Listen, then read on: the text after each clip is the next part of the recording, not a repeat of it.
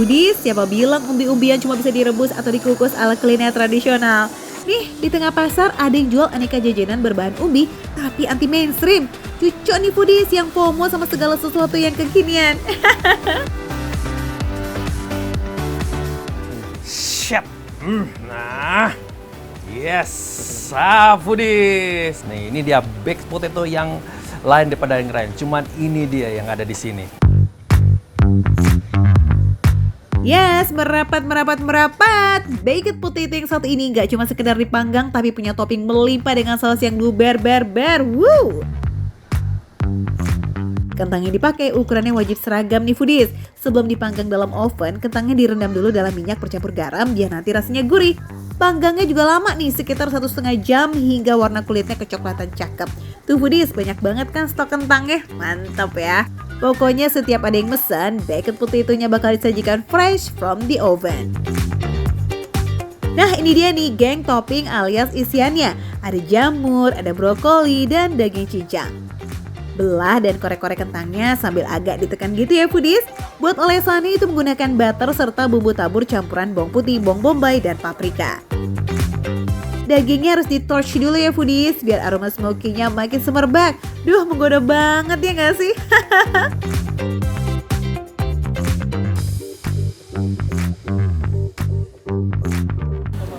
Coba aromanya seperti apa? Gila, ini aja baunya aja udah enak. Gimana rasanya, bro? Ini Foodies bener-bener.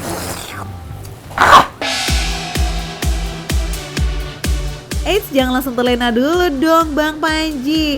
Isian baked potato-nya kan kudu dilengkapin dulu. Aduh. Masih ada tumisan jamur juga brokoli yang sudah di-blanch atau direbus super duper singkat. Terakhir kita guyur dengan saus keju yang melimpah sampai tumpah kayak begini. Widih, mantul El. Nah Foodies, ini kentangnya udah jadi. Tinggal coba, udah pakai cheese, pakai daging, pakai brokoli. Rasanya kentang banget. Kentang. Kita cari yang lain ya.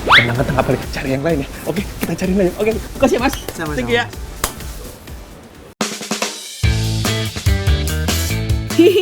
Kentang banget ya Foodies alias kureng. Ya iyalah, maksud cuma satu doang sih camilannya. Gak nampol dong ah. Jadi Foodies, di Fresh Market Emerald Bintaro ini banyak banget jajanan. Termasuk yang apa tuh? Itu apa? Nah lo, salfok nggak tuh? Kenalin nih Foodies, dessert ungu yang menjuntai panjang ini namanya sweet potato Mont Blanc.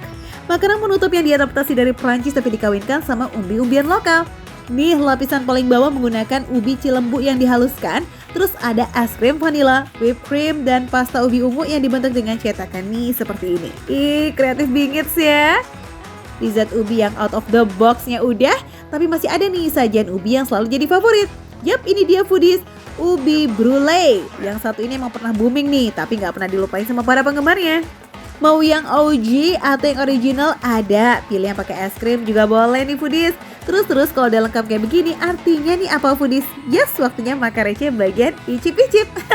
Kita sikat ya, mumpung masih pada panas nih umbi-umbian panggangnya. Woo, smells good. Di bake-nya emang bener harus 1,5 jam supaya dia lembut. Terus tadi dicampur dengan butternya, kelihatan lebih rasa lebih creamy. Cheese-nya ya.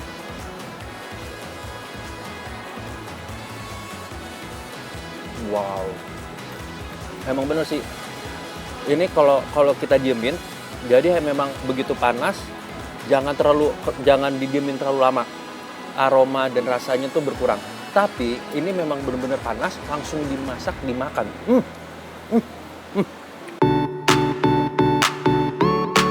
Tekstur, aroma, dan rasanya yang aduhai itu nggak cuma berasal dari campuran bumbu dan toppingnya aja Foodies, tapi juga pemilihan varian kentang yang nggak asal-asalan. Didatangkan langsung dari Dieng yang terkenal banget dengan kualitas kentangnya yang jempolan. Belum lagi ukurannya yang gedongan begini ya. Ulala, dijamin gak bakalan rugi. Ini cakep.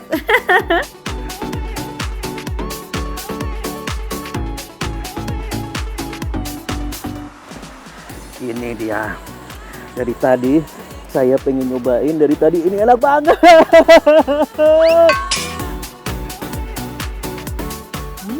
Sweet potato sundae ini memberikan sensasi panas sekaligus dingin dalam sekali hap. Terus hasil pemanggangan selama hampir 2 jamnya pun asli, no tipu-tipu. Lembut banget lah. Lembut banget Foodies. Tuh, nggak perlu pakai tenaga tuh.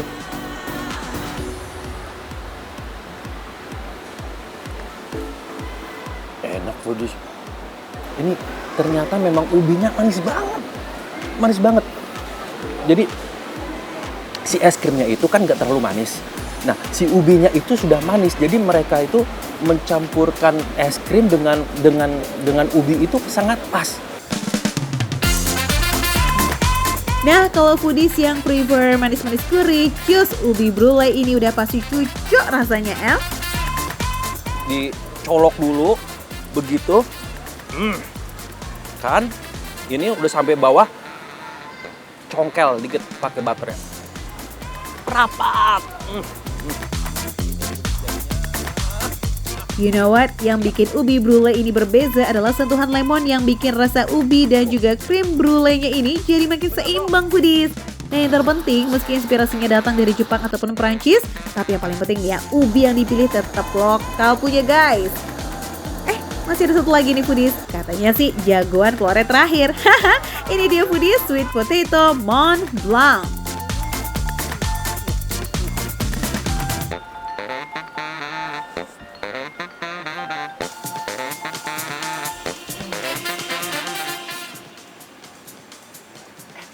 Kacau ya. Kita hanya menyajikan yang terbaik, bro. Kacau. Wah, ini the best ini. Asli, baru nyobain kayak begini nih. Pas, komposisinya bener-bener pas. Nggak nyangka banget ya foodies. Meski bahan dasarnya ubi-ubian, tapi langsung jadi whoosh, meroket dan auto naik kelas. But don't worry, be happy. Karena meski terlihat fancy, tapi harganya tetap affordable. Namanya juga makan receh, ya nggak sih? Start from 20.000 aja. Mantep kan foodies? Oke, makan receh, menu beli receh rasanya gak recehan. Rasis! Sikat bro!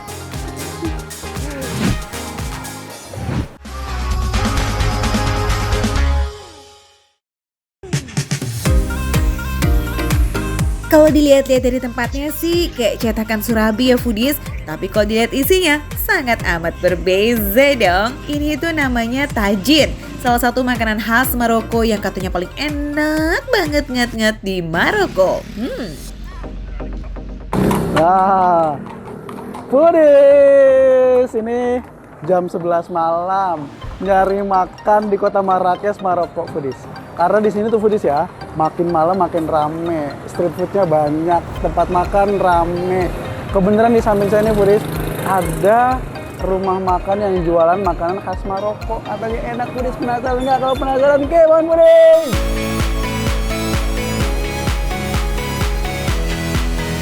Tajin adalah hidangan khas Afrika Utara yang penyajiannya menggunakan gerabah. Mirip kayak tungku surabi foodies. Nah, di negara Maroko, tajin ini sangat amat famous dan digemari karena rasanya yang wadidaw.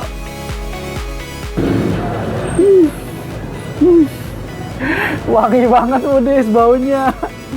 Ini makanan khas Maroko foodies, namanya tajin. Kebenaran nih di sini, harusnya saya tadinya mau pesen tajin beef, tapi tajin beefnya nggak ada. So, gue pesennya tajin chicken tajin with vegetable foodies. Sama ini Moroccan salad. Ada beberapa jenis tajin yang bisa kita makan. Kalau datang ke negara Maroko, ada tajin ayam, daging sapi, daging domba, bahkan daging unta dan sayuran foodies. Looks so yummy ya. Ini ada kismisnya foodies ya. Terus ada wortel. Terus ini apa? What is this? Do you know? Potato. Oh, ada kentangnya. Terus yang jelas ada ayamnya foodies. Seporsi tajin isiannya tuh emang rame guys. Kalau di Indonesia, sajian ini tuh mirip semur ya foodies. Kentangnya mirip kayak singkong. Dia ada apa ya, berserat gitu, tapi ini enak. Kentangnya gurih asli. Men. Asli. Baru nyobain kentangnya aja udah enak banget foodies. Saya beberapa kali makan tajin. Ini paling enak foodies di Marrakesh. Untuk kuahnya biasanya sih pakai kuah kuning kayak opor gitu. Tapi beneran deh, tajin tuh rasanya gurih segurih-gurihnya. Lazis. Ternyata sekismis-kismis aja kalau dimasak kayak gini, kalau orangnya jago masak, ini enak juga foodies. Tuh kan foodies, si Ade aja bilang rasanya sungguh dar-der-dor. Pantes aja jadi makanan favorit di negeri matahari terbenam ini. Sekarang cobain ayamnya. Tebel banget nih, ayamnya gede banget nih foodies. Bismillahirrahmanirrahim. Amo banget foodies ayamnya.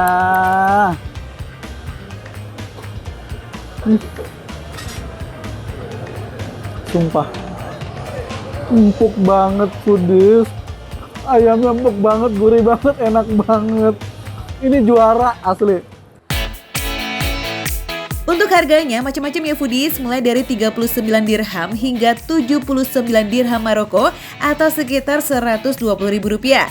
Nah, kalau yang si Ado makan ini, tajin ayam harganya 49 dirham atau sekitar Rp70.000. Tapi ini di Maroko loh ya, porsinya bisa buat makan berdua bahkan bertiga. Jadi hitungannya masih receh lah. Nah, kalau Moroccan salad ini, itu salad sayur foodies. Isiannya itu berbagai macam sayuran dan hanya dikasih garam aja, kayak simple banget. Tapi jangan salah, ini endol juga loh. Untuk satu porsi Moroccan salad harganya 15 dirham atau setara dengan Rp20.000. Masih receh lah ya foodies. Saladnya segar banget. Kebayang nggak? Oh my god, ini dingin lagi foodies. Ada tomatnya, ada bawang merahnya, bawang bombay. Terus di selada dikasih lada sama garam, enak banget. Oh ya foodies, si Ado ini lagi makan di restoran yang namanya Marrakesh Explore Food. Lokasinya di tengah-tengah Old City Marrakesh. Asli. Ini foodies ya, caranya orang Maroko tuh gini.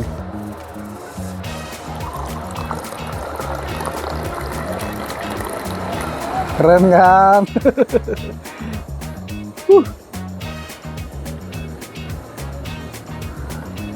Asli foodies, seger banget.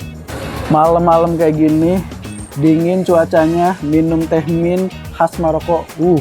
Sempurna foodies. Foodies wajib kalau datang ke kota Marrakesh nih, ke Maroko, datang ke tempat makan ini.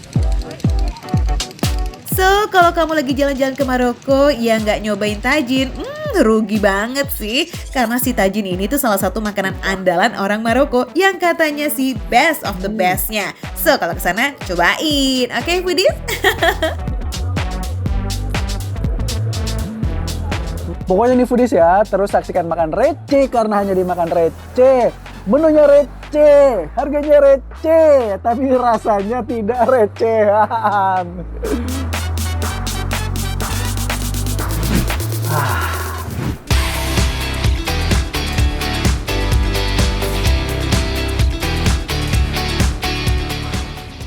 Foodies, kayaknya ada yang nggak beres. Kok kuenya pada gosong begini ya? Eits, gosong bukan sembarang gosong loh ini adek, namanya juga burnt cheesecake. Bagian atasnya emang sengaja dibuat gosong, tetapi bagian dalamnya itu dong, tetap lembut dan juga lumer. Ini tuh di Yugiku ya foodies, sekilas kayak nama Jepangan gitu, padahal mah aslinya singkatan dari yuk gigit aku. Bisa aja nih ya SIGA marketingnya Yugiku ini emang spesialis dessert kayak brownies, donat, dan pastinya burnt cheesecake. Wangi ya, wangi kejunya. Dan aroma-aroma ada gosong-gosongnya. Tapi kita cobain paduan rasanya ya.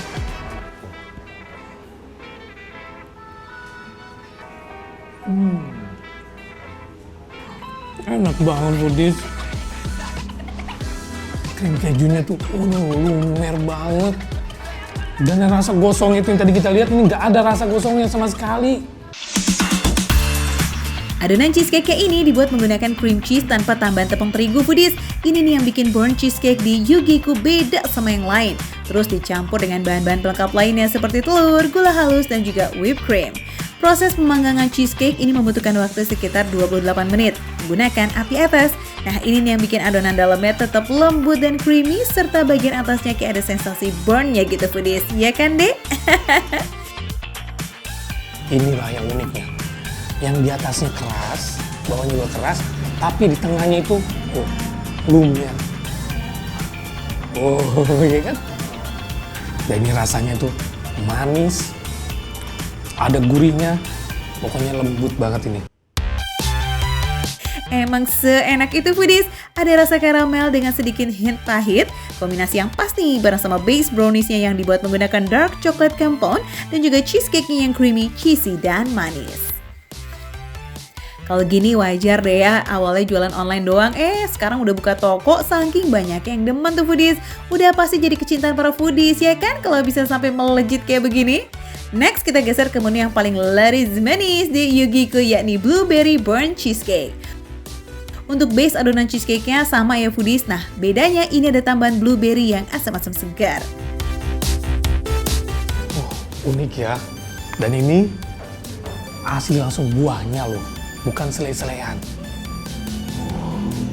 Wah cantik sekali ya modelnya ya.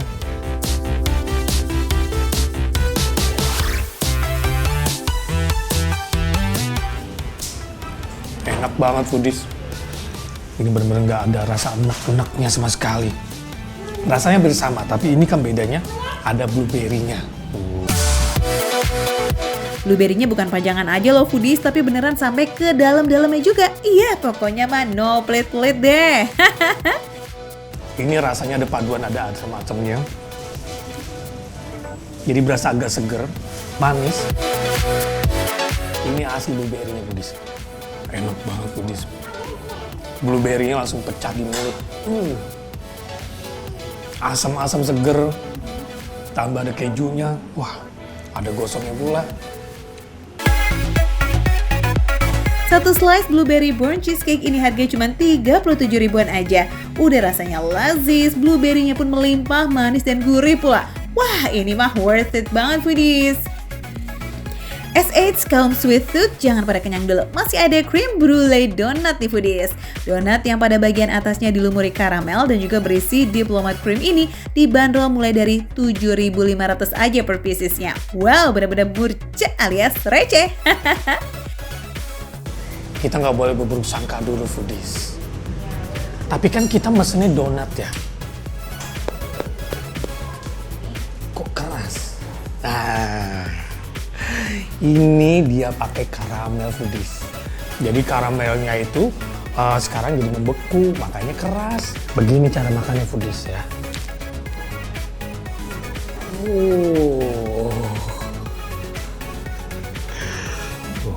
Dia ada krimnya di dalam.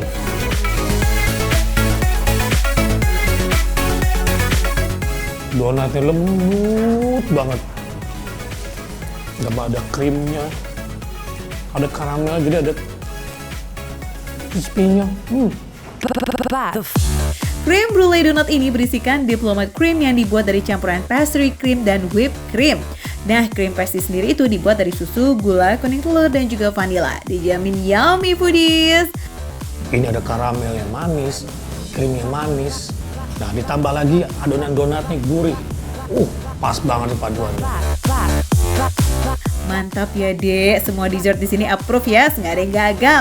Ya daripada mengiler aja, kita langsung gas ngeng aja yuk. Kita samperin aja foodies ke Yugiku di Jagakarsa, Jakarta Selatan. Bukanya dari jam 9 pagi hingga jam 9 malam. Sip!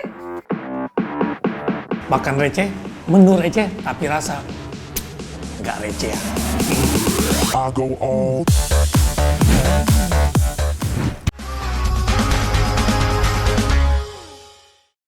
Nggak enak banget nih foodies nih. Gini doang nih. Tuh. Seempuk ini foodies. Nggak pakai tenaga loh, ini beneran nggak pakai tenaga sama sekali.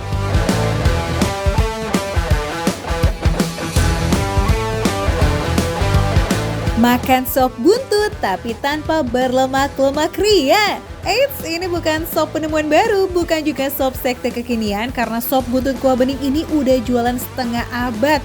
Legend foodies. Foodies, sekarang Isan lagi ada di sop buntut Pabean Ganevo.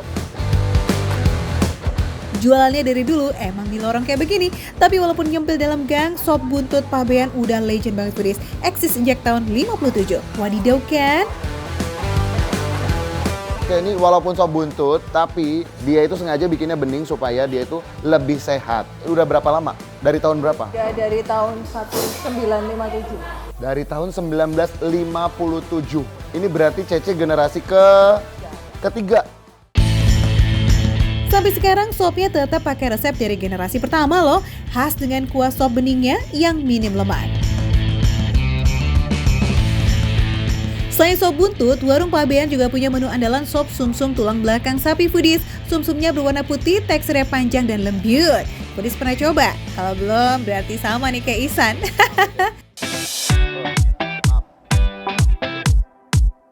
Ini dipotong berarti ya, kikil dan otot. Saya mau satu lagi deh. Ya ampun, kok kayaknya empuk banget. Oh my god. Ini harus dipotong-potong nggak? Terserah. Sumsumnya ini satu porsi 6 potong, tapi yang kecil-kecil. Terus ada apa lagi? Babat. Setelah semua masuk dalam mangkok, lanjut dikasih bawang putih goreng, seledri, kecap masak, dan bawang merah foodies.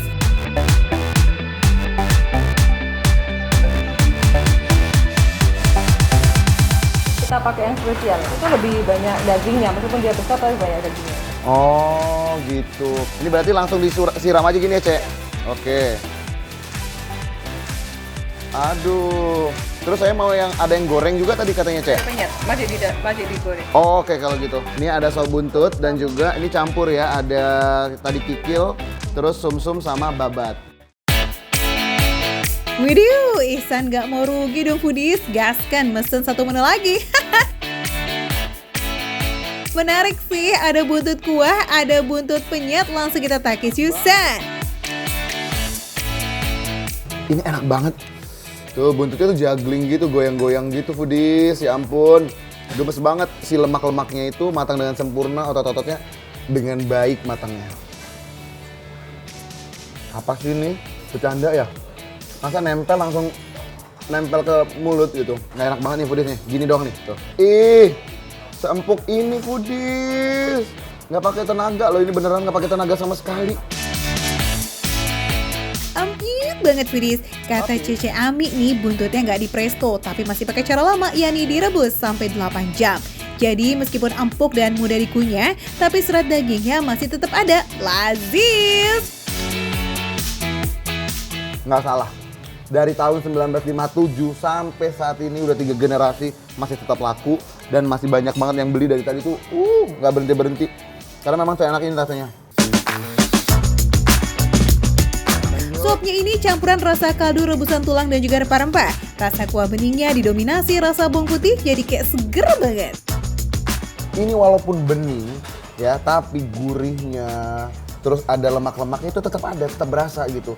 Cuman dia nggak yang lengket banget gitu. Kalau kan sop buntut yang keruh itu kan bentar aja dia tau-tau mutih, tau-tau lemaknya jadi kering gitu di kanan kirinya.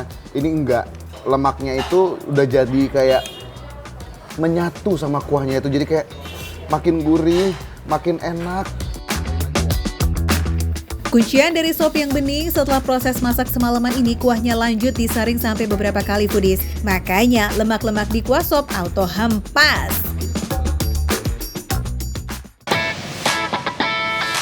Sekarang kita cobain sop campurnya. Yuk, sama-sama pakai kuah sop bening, tapi isiannya pakai sumsum, otot, babat, dan juga kikil. Effortless. Biasanya babat itu kan kenyal-kenyal banget ya. Ini masih ada, kekenyalannya masih ada, tapi empuk juga. Karena dia semudah itu foodies, tuh. Tuh, jadi dia tetap berserat, tapi dia tetap kenyal-kenyal gitu loh.